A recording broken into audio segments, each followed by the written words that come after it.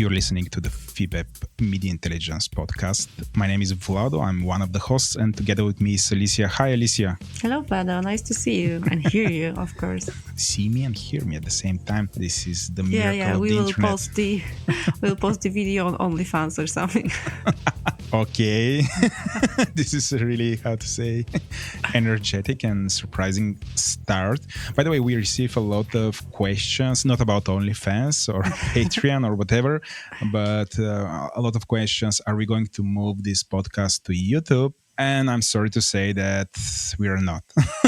We will still produce the podcast, but it will be like a real, old-fashioned, 100% pure audio podcast distributed in audio channels like Spotify. But yeah, we kind of moved to YouTube too, just to utilize and to experiment with that channel, but there won't be any video. So this is one of the internal announcements. And the other one is that we will continue with second season. So when we started the podcast, we said, okay, we will do just one season. But yeah, in a way, we did it. So it's the end of season 1.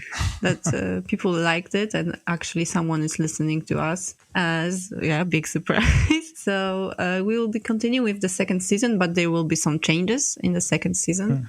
And so wait to see what we are going to prepare for you for the second season. I'm really excited about it. And the first episode that we already planned, it's also going to be big and long ones, I suppose. So maybe we'll, have to cut it into parts or something, but I can't wait for the first episode of second season.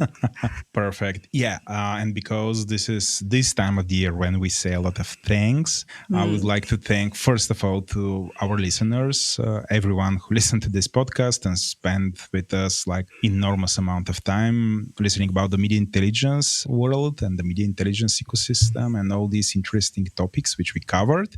We would like to say thanks to all the guests, which were very generous to stay with us and share their knowledge with us. And at the end, we would like to thank FIBEP and, of course, Sofia Karakieva and Alessandro Cederle, our producers and people who support us. We would like to say thanks to Anna Tsenova, who is helping us with our marketing materials. And we would like to say thanks to Oresti.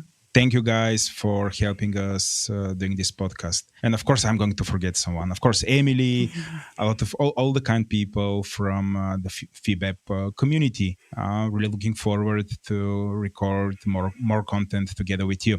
Saying all of this and saying a few words about FIBEP, we would like to say a few announcements from FIBEP. Alicia, the honor is 100% yours. So it's almost the end of the year. So there are like less activity on FIBEP, but still we have a couple of announcements. So the first one is that on December 6th, we had an online discussion, which topic was balancing media measurement, AI versus people. And that was a review of how technology may or may not contribute to more robust measurement of media. And the guests of the discussion were Steph Bridgman from Experienced Media Analysts and Matthew Couchman from Cometric. And the conversation was moderated by Todd Murphy. We already recorded an episode with Todd Murphy. So if you heard it, you already know that was a very energetic and great panel. It was actually pretty interesting because that was a discussion between AI enthusiast and AI skeptic. So it was a really good listen. And also Todd was asking like really good and hard question. He was like very to the point. So I would recommend you to listen. You can listen to it on FIBEP.info website. And one big announcement that we also have that if you are a FIBEP member, until the end of December, you have access to AMEC Foundation course in measurement and media evaluation. So if you're like me and you were like, okay, I'm going to do this course, but I didn't really get around it, you have time until the end of December. So I recommend to do it now. Okay, these were the announcements, and let's move to our first section of the podcast, which are the industry news. One news. I think we're going to have opinions on that, so.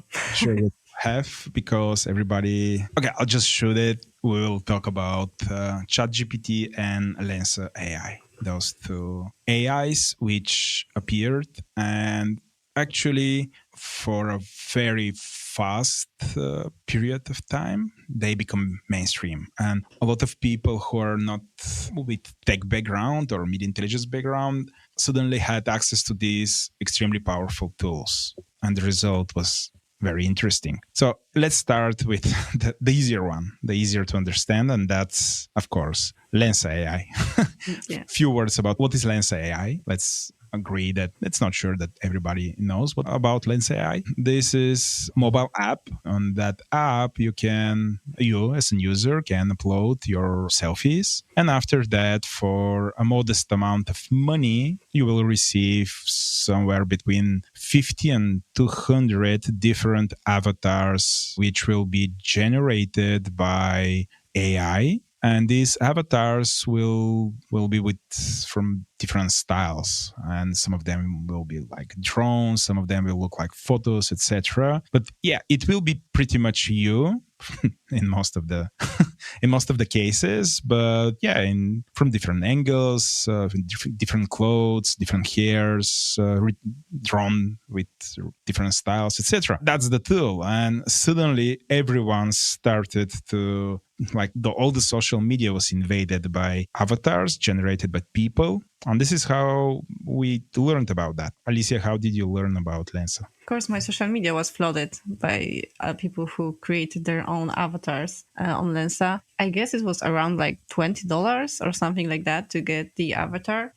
So basically, you feed the app with your selfies. It's best to have a different sides of your face fed to the app, and then it generates you the avatars that are like in this fantasy or like supernatural or sci-fi style, and they are actually looking pretty good. They look like something that you will commission an actual artist to do. Why are we discussing this in the Media Intelligence podcast? Because in the past we discussed this so-called generative networks, which allow artists to generate images. This is the first time when this was in a way democratized. So it was extremely accessible for everyone to create and utilize this AI. That's why we put it here, but this won't be the last time. So within the Media Intelligence podcast, we are really interested to discuss how users generate content and how we as professionals measure that content and measure that communication. And this is the case where people started to generate content,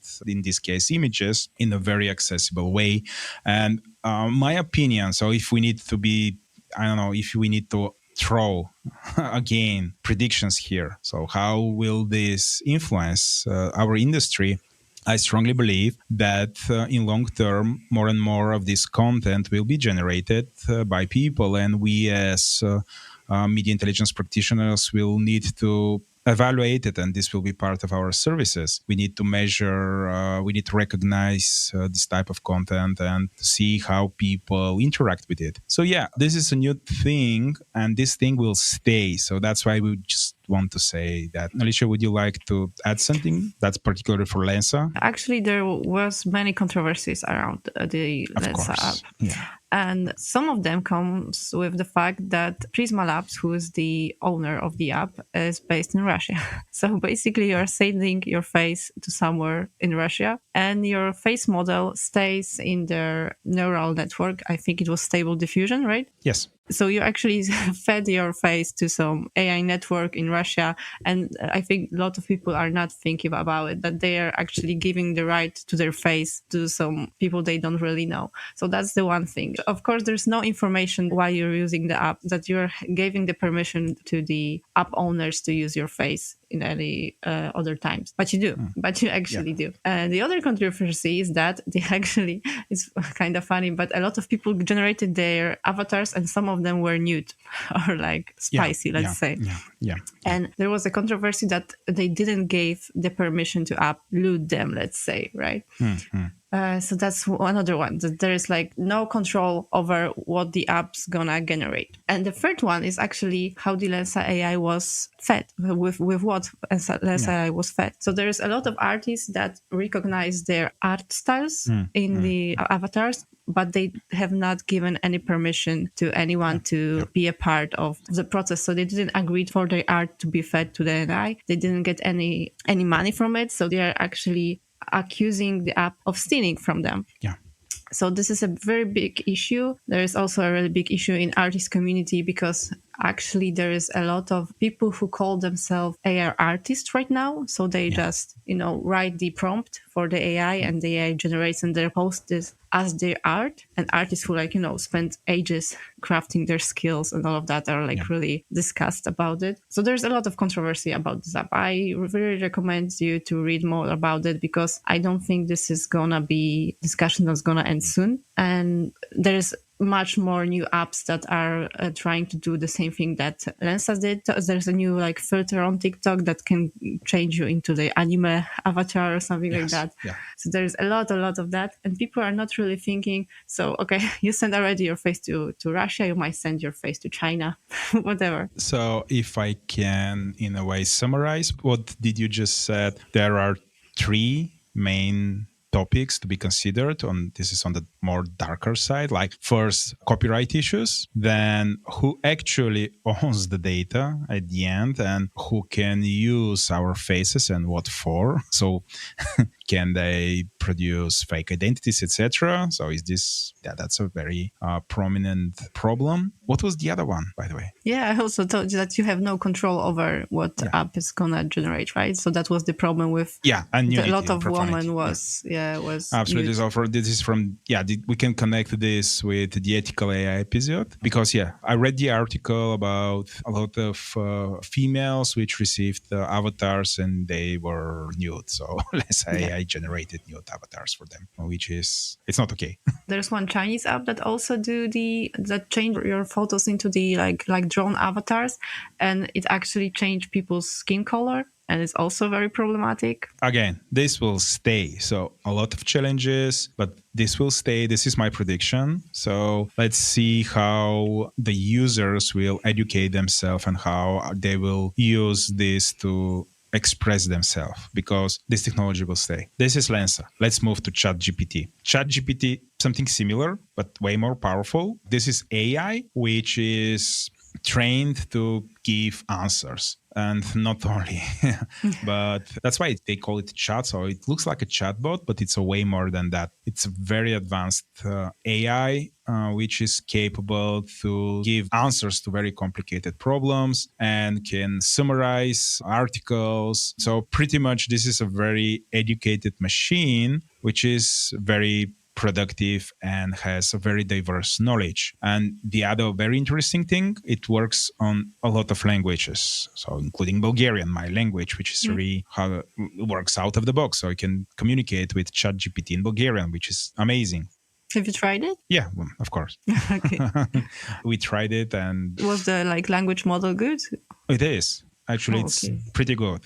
We tried it with really extreme examples. We gave it extreme examples which required deep knowledge, let's say within, Bulgarian underground music scene or Bulgarian music pop scene. Just to imagine what we did with ChatGPT, we asked ChatGPT to write a text for a song which is in the style of particular songwriter in Bulgarian. And actually, ChatGPT created a song for us, like the text for the song. And it looks like a text which is suitable for that person, the style of that person. So this is amazing in many ways. Again, very promising technology. It will stay here.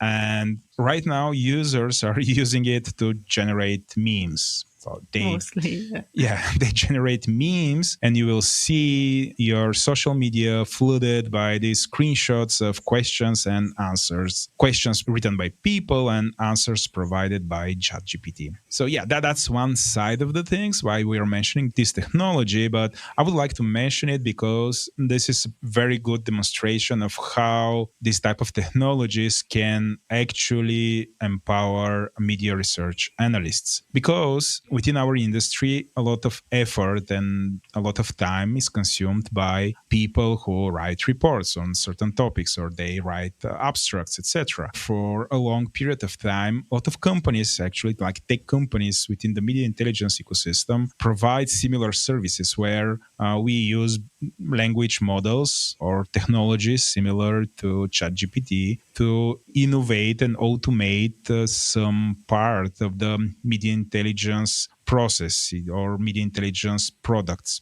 And in that case, these are reports, so automated reporting and automated abstracting. And ChatGPT is a great example how technology like that can help people to understand and process a lot of documents and pretty much give answers.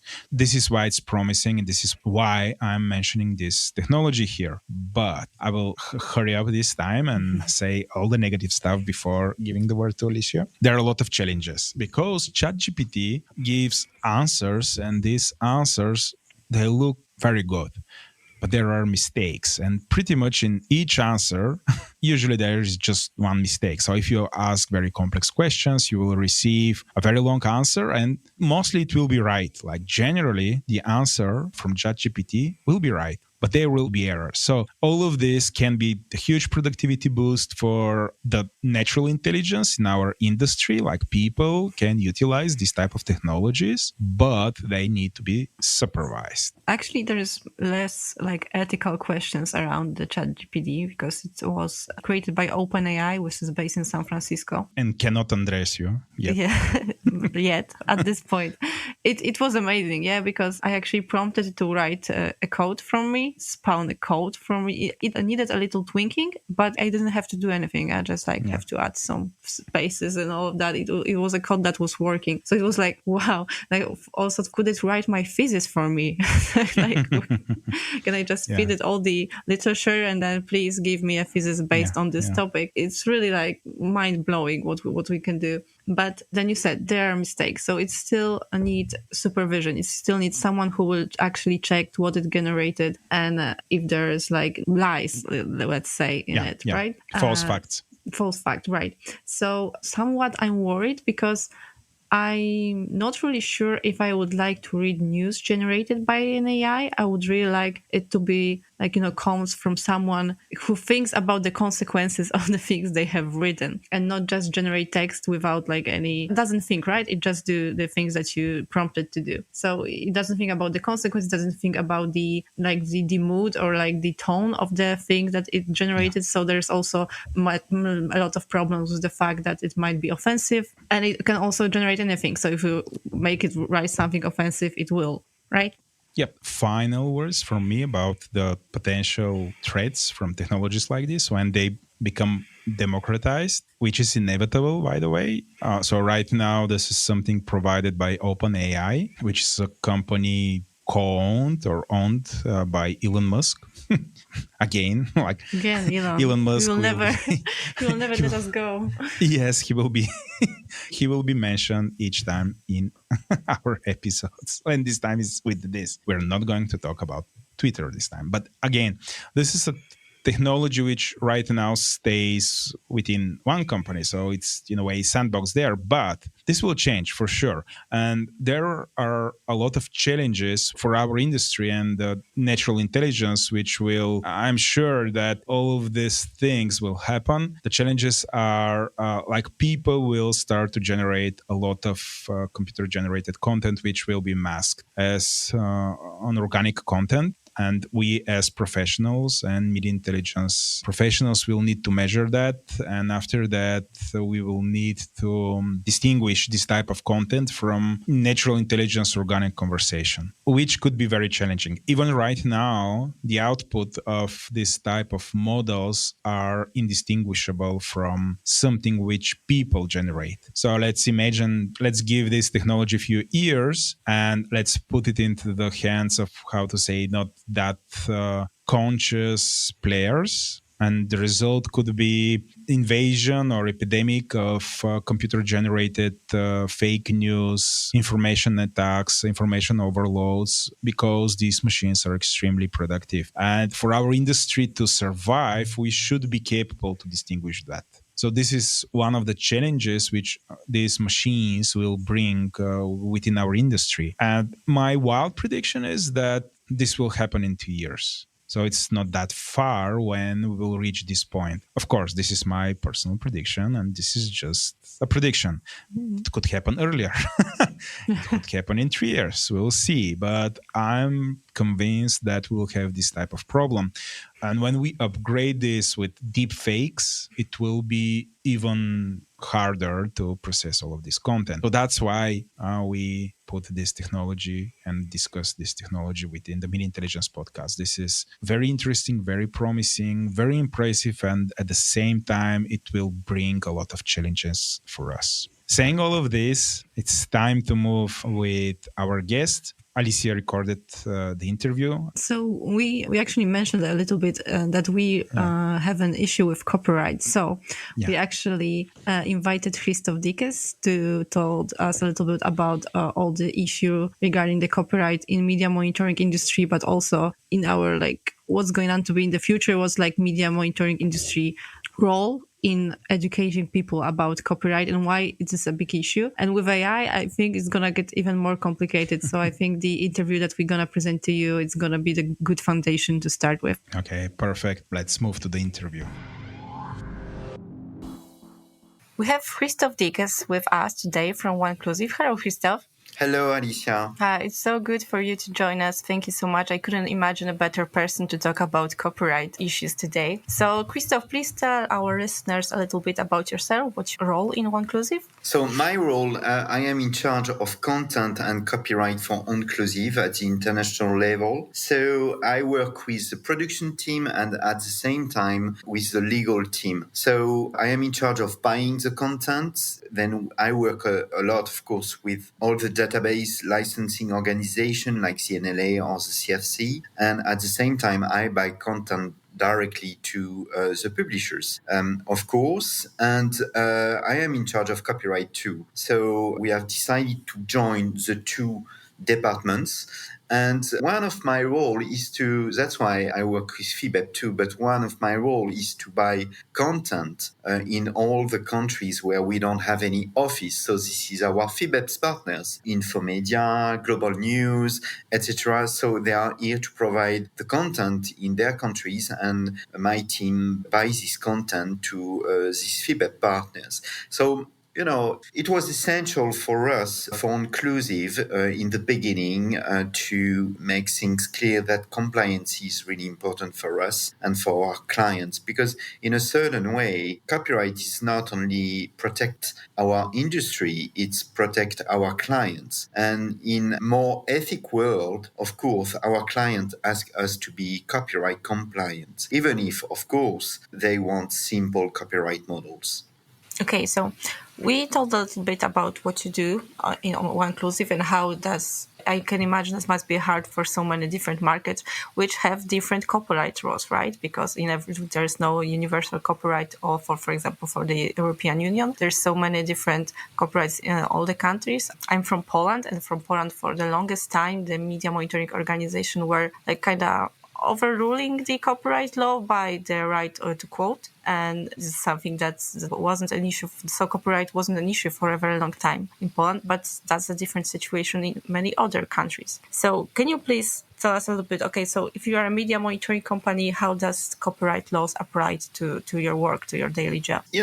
You have, exactly like you said, the situation is different from one country in another. The first type of country is a country where there is a copyright environment in our industry. It's the case, for example, in Germany, in France, in Spain, and in the United Kingdom. So it means that usually you have a right organization who is in charge of collecting on behalf of the publishers the content. The challenge is that sometimes this right organization just represent partly the publishers. For example, in Spain or even in France, in France, there is a press coverage which represents for the CFC 65% of our volumes produced. So is it big? Is it small? It counts. I mean, 65%, it counts of 65% of our volumes. So we play the game of, in all these countries, you have the obligation to play the game of copyright. You can't avoid to pay copyright because there is a copyright environment. It doesn't mean that you are obliged to do everything that the collective management organization asks you to do. Sometimes you must defend your interest. It was the case in Spain, or today in Italy, we negotiate the web license with an independent authority called AGECOM, And this authority is here to define what is a fair remuneration. So in these countries, you can work, I would say, easily. And the fact that you have a one-stop shop like collective management organization is a good thing. It's not the same, for example, in countries. Sometimes in countries you have different collective management organizations. In UK, you have the CLA and the NLA. In Belgium, you have 3 or 4 collective management organizations, depending the type of press, depending the language of press, etc., etc. So, first type of country, the countries where there is a copyright environment in our industry. The second type of countries is the type where there is no clear regulation in our industry. So you have 2 solutions. The first solution is to do nothing, which is a little bit tricky, which is a little bit risky. Or the second thing to do is to contact directly the publishers. But it's always difficult to work directly with the publishers because they don't have a clear view of what we do exactly. They think at the first step that we compete us. It's not the case. We work mainly as media monitoring companies. We work mainly with communication direction. And, a company which subscribe to a publisher, which subscribe to a newspaper or a magazine, will read all the newspaper or all the magazine. In our situation, we just collect the news, find the news, and analyze the news for the communication direction. We see how a brand or an institution is quoted in a newspaper or a magazine or on the web or on social, etc., etc. So it's to know how, the news treats a brand or an institution. So we are in a B2B world. We are not in a B2C world. But we can speak further about the direct agreements with the publishers. But in these kind of countries, it's really difficult. And I know that in the east of Europe, usually you have a lot of direct contracts with the publishers, which is a problem because from my perspective, sometimes it creates an unfair competition between the media monitoring companies. And my view, this is my thought. I mean, we can't compete each other on the content and we must pay the same copyright for the same services. So second type of country, the countries where there is no clear regulation. And the third kind of countries, this is the countries where it's strictly forbidden to copy the content and to send it. I am thinking about, for example, about Finland. And it's always tricky to use the content. And you have a lot of barriers in the north of Europe for to use the content. And this is really a problem. And we can speak about it later. But it's a problem because the right to access is really a challenge for us. And our clients, I am used to saying that there is no company, no institution which can monitor themselves all the media content, all the social media data. So it's our role to be an intermediary between the news environment, journalism, and our clients. Our role is really essential. So 3 types of countries where you have copyright regulation in our industry. Second type, no regulation, but possibility to have direct agreements with publishers, and countries where it's strictly forbidden to use the content in our services. In those countries that have copyright laws and have copyright system and they have copyright association when the press titles are, for example, are associated, all of that, what are the models of copyright collection and which, in your opinion, is the fairest or the best model? Yeah, firstly, we should say, why do we pay copyrights? This is an essential question. We pay copyright, I would say, for 2 main reasons. The first reason is that we copy the content in our database.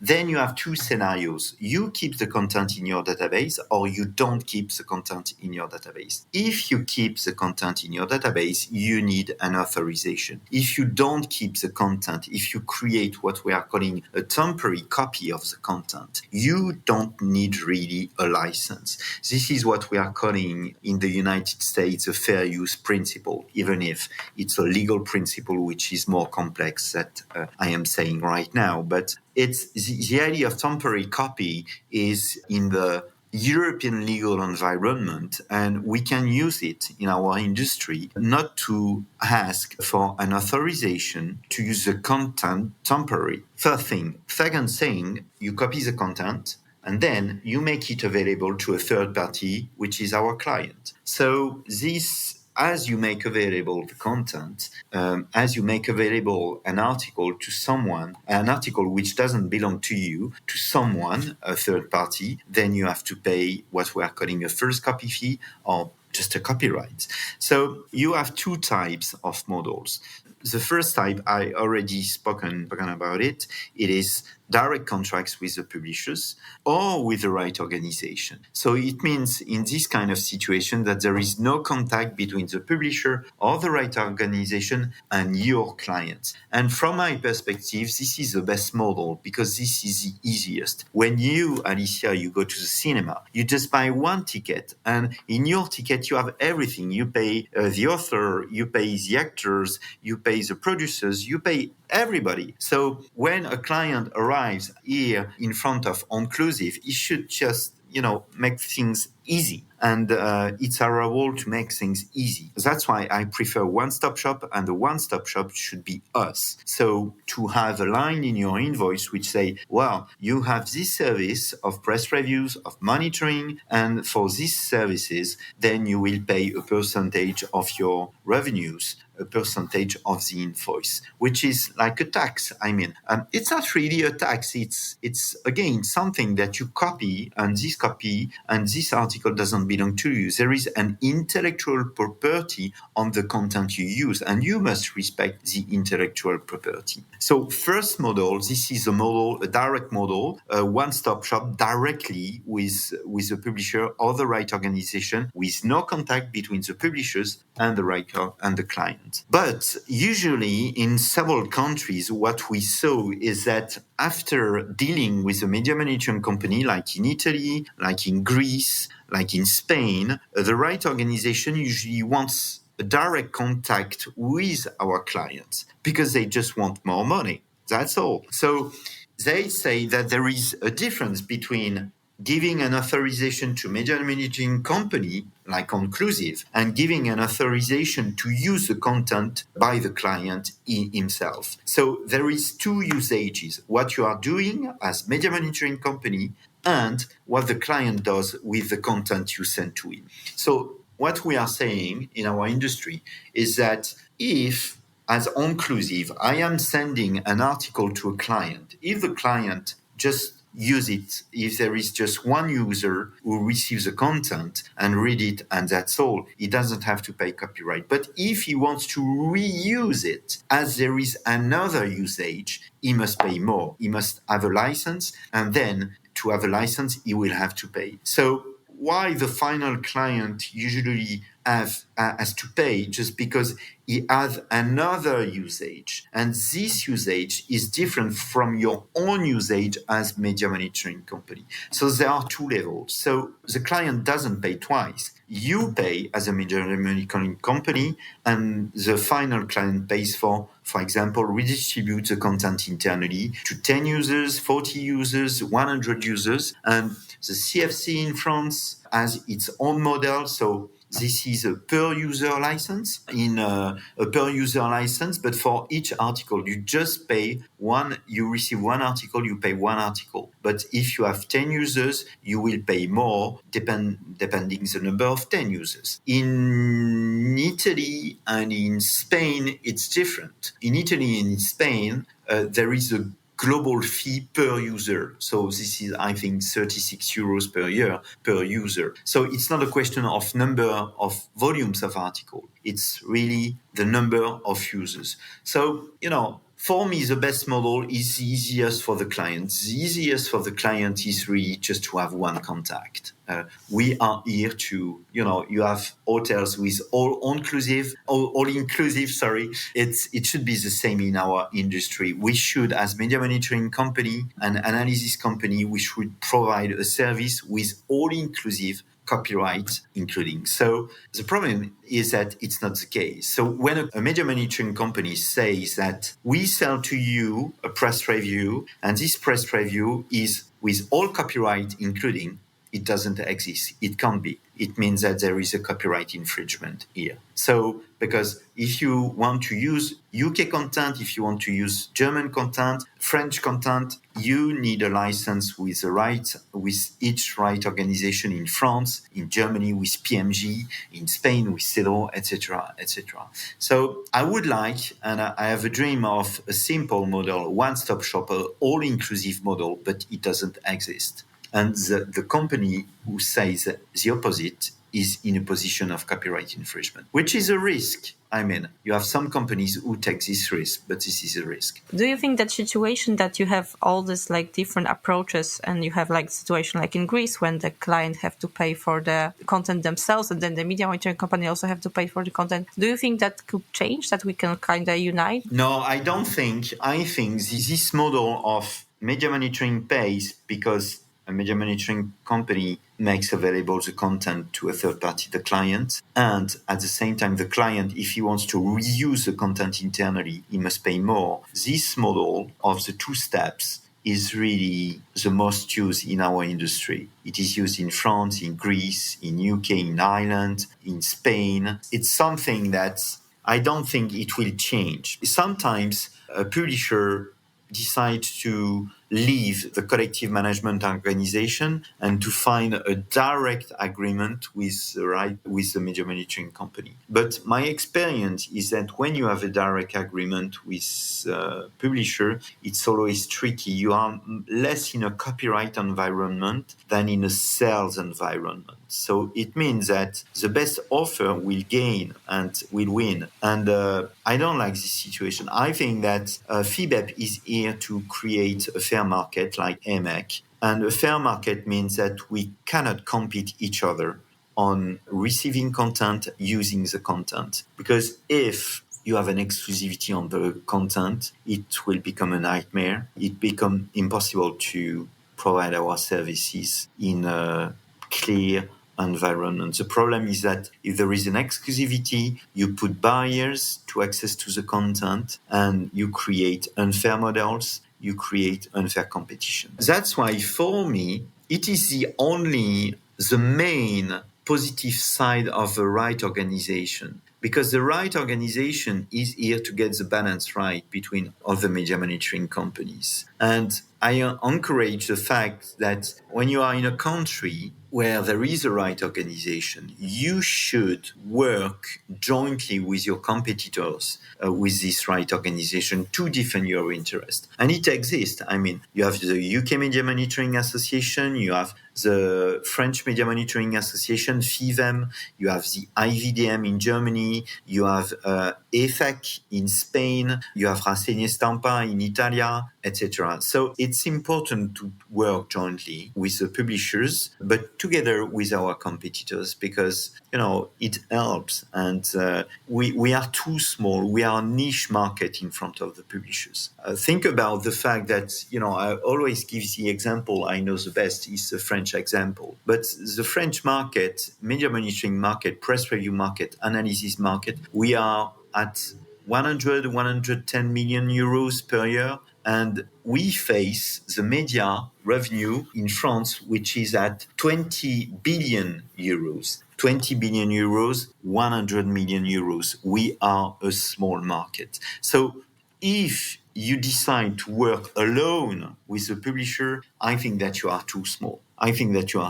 What we see in our market is that sometimes it's a case for the New York Times. The New York Times work with LexisNexis mainly. It's just because for the publisher, in this case, it's a question of money. It's a question of putting on the table huge amounts.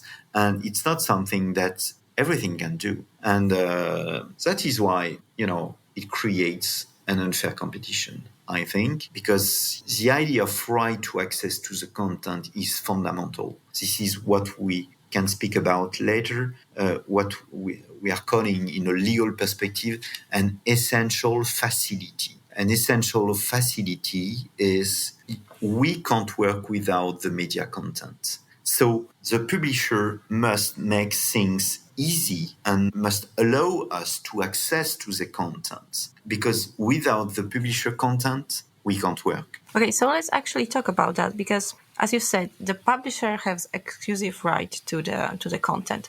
And what if there's a situation when they refuse an access to the content for example, for one of the media monitoring companies, but they offer it to another? So what we can do in that situation? In this situation, this is really, when you have a monopoly, you have an obligation. You have obligations. This is a right in all the countries, in the United States, in Canada, in Europe. So when you have a monopoly, and this is the case even for collective management organization. When you are a collective management organization, you have obligations. For example, regarding pricing, it was exactly what happened in Australia. In Australia, Icentia and Meltwater decided to refuse the high-level pricing model of the copyright agency. And the tribunal said, well, Icentia and Meltwater can respect copyright, but the price must be fair. And the court decision defined what is a fair remuneration. So you have obligations even if you are a collective management organization. So for the publisher, imagine a publisher doesn't want to provide his content to you, but he accepts to provide his content to me. So it creates this unfair competition, and you have the possibility to make an appeal, a legal appeal, to say that there is an unfair competition. And you have court decision in the north of Europe. So it was Retriever case, if I well remember. But even in Italy, for example, there is a court decision which say that if you provide the content to one company, as this is, you must provide an essential facility, you have to provide it to the other competitor and to the other competitors. So you can create a disruption in the market. And this is something really important. And I encourage, the problem is usually a question of, we don't have time to make legal actions. We are not here to do this. So it's a question of pedagogy, it's a question of explaining the situation and convince the publisher that they must create a fair market. If they don't do it, you have the possibility to contest such decision in front of a court. So one thing which is important is the idea of monopoly. Can we say that a publisher has a monopoly on his own content? You must demonstrate the fact that you can't replace the content by another content. So if you can replace the content from a media by another media, so it means that there is no monopolistic situation. The media has their own monopoly on their content, and as there is this monopoly, they are supposed to provide this content to the media monitoring companies to help us in our services, because we can't do and we can't work without them. Let's just step up for a bit and talk a little bit about the media monitoring perspective. Let's say I want to start a media monitoring company. Florian Lasho just told me that's not a good idea anymore, but let's just say that. So I want to start a media monitoring company. Will copyright issue be an entry level for my business? I don't think so. I mean, it's a question of, because, my history is that I started to work for PressIndex, and it was an old company who started to work digitally when all the companies made print and used papers. So we started to work digitally, and we approached the publishers and we said, well, it was the beginning of the emails. It was the beginning of the digitalization of scanning content. It was the beginning of everything. And I saw the change of the world. We met the publishers and we asked them, well, what do we do regarding copyright? There was no copyright environment in our industry. And they said, well, the first thing, it was interesting because finally it is an echo of what I said in the beginning. They said, well, join with your competitors and let's see and let's study what we can do together, but around the table with your competitors, and we have a joint conversation with you. And what about a collective management organization which already exists in the school environment called the CFC? And it was the beginning of everything. So we create the environment and we took into account the fact that a part of our revenues will go to the publishers. And this is the key. I mean, if you want to create a business, if you want to create a media monitoring business, just take into account that a part of your revenues will go to the publishers. If you don't want, just create summaries, just create analysis, content, and that's all. One question you didn't ask me, you spoke about what is, from my point of view, the best model, but a question could be, what is a fair remuneration? Because finally, it's always a question of money. What are you ready to spend when you launch a new service? What are you ready to spend for using the content which doesn't belong to you? And the answer for me is really simple. This is 10% of our revenue. I mean, Italy is a good example because the history of Italy is that they started with 4% of the revenues, then in the year 2, 6%, and finally 8% of the revenues. And it's a good thing, but why it is a good thing? Just because 10% is the average copyright paid in Europe in all the intellectual property industry. 10% with music, cinema, it's always 10%.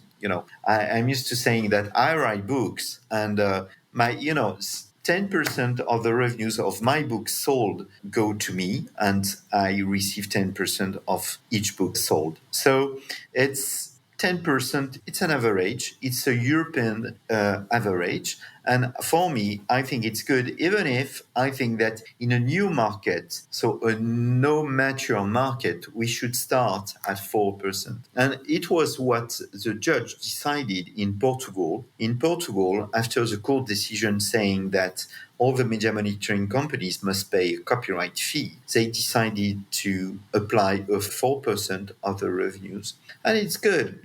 In France, we had tough negotiations regarding using broadcast content. And in the beginning, they asked for the collective management organization who represented the broadcasters asked for 40% of our revenues, 40%. So we told them, we can pay the first year, but the second year we won't pay anything because it will be the end of our industry and the media monitoring industry, the broadcaster in media monitoring industry. So they understood it, but we had the obligation to ask for an intermediary, and the intermediary was the culture ministry himself, because firstly, the Culture Ministry was a client, and secondly, the Culture Ministry is in charge of the copyright questions in France. And the Culture Ministry said, finally, they obliged the CFC and the broadcasters to say, come on, we speak about, small amounts. This is a niche market, please, less than 10%. And we finally paid 6.5% of our revenues, which is acceptable. Today we are at 8%. So, it's, for me, a fair remuneration is less than 10%, If you pay more, I think this is a problem. But Alicia, one thing which is really important, it's not only what do you pay, it's what the final client pays to. So again, I am taking the example of France. In France, 100 million or 110 million, our media monitoring market represents 110 million euros. On these 110 million euros, we, media monitoring companies and our clients, pay 30 million euros of copyright. It's really, really, really high. And, it can be more. It can be more today. So that's why we have tough negotiations with the CFC, the right organization, and with the other collective management organizations who are in charge to apply the neighboring rights, because we don't want to pay more than we pay today, because we pay enough. And we have a lot of possibilities not to pay copyright, not to pay neighboring right, not to pay more. But, the fact is that in several countries, there is already a copyright environment in our industry. And the neighboring right was made just to make Google pay content, Facebook pay content, Twitter pay content. We are not Twitter, we are not Facebook, we are not Google. We already pay in several countries and we don't want to pay more. Yeah, and we are not really a competition to like these big aggregators. Yeah. Yes, aggregators. Yeah. I think that would be unfair to charge us more because of that. Yeah.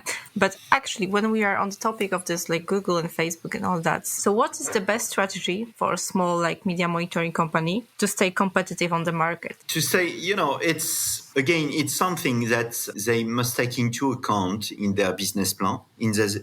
So it's an obligation. You can't work without thinking about copyright in our industry. It's impossible. Firstly. Secondly, the best strategy is to meet the publishers and all the right organizations. If there is no copyright environment in your country, just select the most important publishers and try to make them work jointly just to allow to work in our industry. But at the same time, use the politicians, the government, the parliament, the authorities who can support you in your strategy. When I'm speaking about this, it seems like a giant, it's impossible what you are saying, Christophe. You speak about meeting with the government, but it's a question of copyright. And the fact is that all these government ministries, they are our clients, so they can understand what we do. Firstly. Secondly, it's up to us to make things possible. This is exactly what happened in France, but in the other countries too. I mean, one day again, we said, well, we are here, we make digitalization. What do we do regarding copyright? So let's put the issue. So you have two ways. I would say two strategies. The strategy is to say, well, we are ready to take into account the copyright in our industry. We are ready to take into account in our business plan a percentage of copyright. And the other strategy is to say, well, I don't want to speak about copyright. I don't want to pay copyright. I don't want to move forward on this. And I am waiting for the publishers or the right organization if there is any. So it's a risk. You can take this risk if you want, but it means usually that you will face a court case. In all the countries, I have an international experience. And when I see what happened in the UK, what happened in Poland, what happened in Portugal, what happened in Australia, what happened in the United States between Fox News and TVIs, what happened in the north of Europe, you have a lot of court cases. And it was always a question of what do you do with my content? I am a publisher. I want to know what do you do with my content. And in a digital environment, more today than before, you can't work without this contact with the publishers or the right organization. So again, you can have two strategies: to stay eyed, to make your best not to be in the eyes of the publisher, or to speak frankly and to say, well, I am using your content. I want to respect copyright. So what can we do together? It is a small contract, but it's an important one. In Cyprus, they decided to join together. And because we work with Cyprus, because Onclusive works with the European Commission, and in Cyprus, they decided to join together all the publishers because, they are aware of the fact that we are not a threat for them. We are not a threat. We don't replace them. In France, we had a court case which said, well, the publishers nearly decided to sue us, but he didn't do it. He said to us, finally, you replace what I do. You replace all my subscriptions. You impeach me to sell more subscriptions. But so he decided to cut the media content and to stop to send it. And we decided to stop it because we were obliged to stop to use the content. But 3 months later, he came back and he said, well, I have no more subscriptions, and it seems that it hasn't changed. So you are a part of our revenues, of my revenues. It is a small part, but it counts. I mean, I have nothing to do. You just declare the content.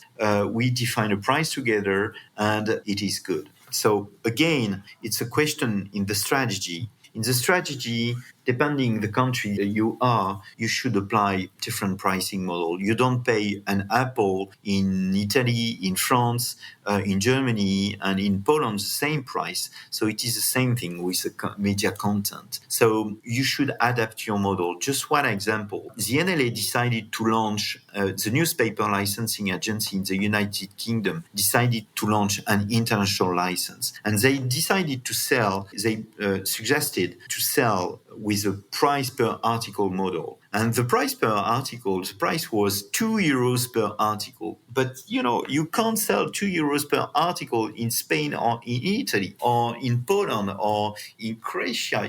It's really, really huge amount. It can't be €2. So they decided to revise their strategy and to adapt themselves to each country, which is good.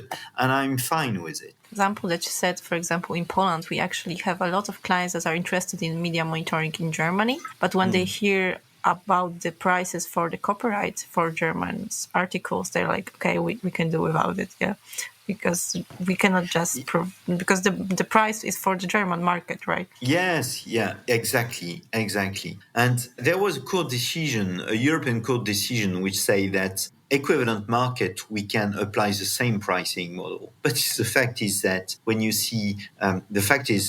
Germany is the highest pricing model in our industry. We should challenge this because it's really difficult to make business in these countries because of the high expectations of the publishers who decide unilaterally what they want. And it's a question of negotiation. It's a question of taking into account what do we do at which price and what is the size of our industry. It's difficult to speak with them. Yeah. So what I take from our conversation is that we as a media monitoring organization, we should actually cooperate with copyright association or with the publishers themselves. We shouldn't try to anyway try to skip the copyright issues and all of that because you can. I think in several countries they decided to skip it, but it's a risk. Today, I think this is a huge risk in Europe. Outside Europe, in South America or in Asia, it's something that you can do. But even in Asia, you have some example of Thai newspaper. I don't have any example regarding China, but it's what we are calling the Berne Convention. And the Berne Convention was signed by all the countries or nearly all the countries in the world. It's again a question of intellectual property and you must respect it. If you are, I don't know, in Morocco, you use French content, this content doesn't belong to you and you must respect copyright. That's all. And you need an authorization. Yeah. For this. I have just one more question for you. Yeah. In the environment that you say that we don't have copyright environment, there is a big opposition from the clients. They don't want to pay the copyright fees.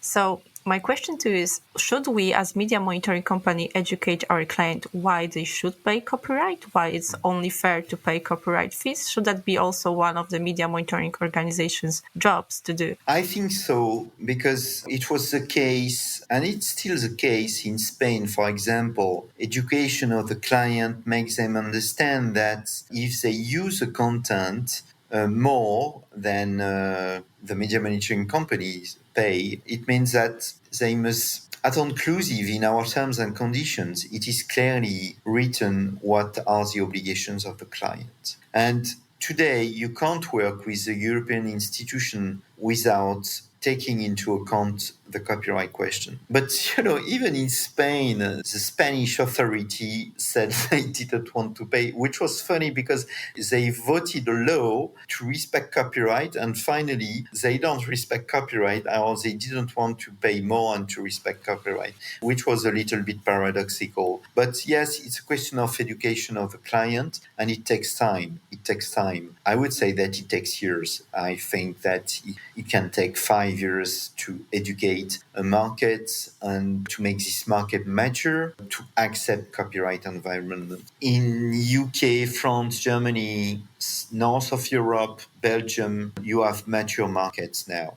It's less the case in the south of Europe. I think it's our role It's a question of partnership and cooperation with the right organization. But the right organization must understand that you have psychological rates. I mean, sometimes you can pay more and you won't pay more.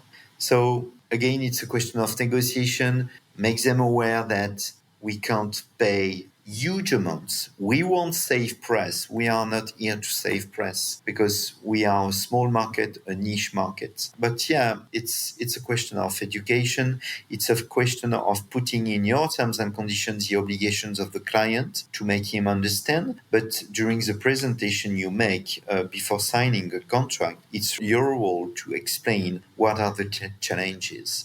Because it could be an extremist picture, but if I am selling to you a car I stole, you are responsible too, and I am responsible. This is the same thing. So I think that copyright belongs to the future because you have more and more possibilities for the publishers to control you, to impeach you, to scroll the web, for example. So the publishers have more possibilities to create barriers. And that's why you must anticipate this. If you don't anticipate this, it means that your strategy is not good.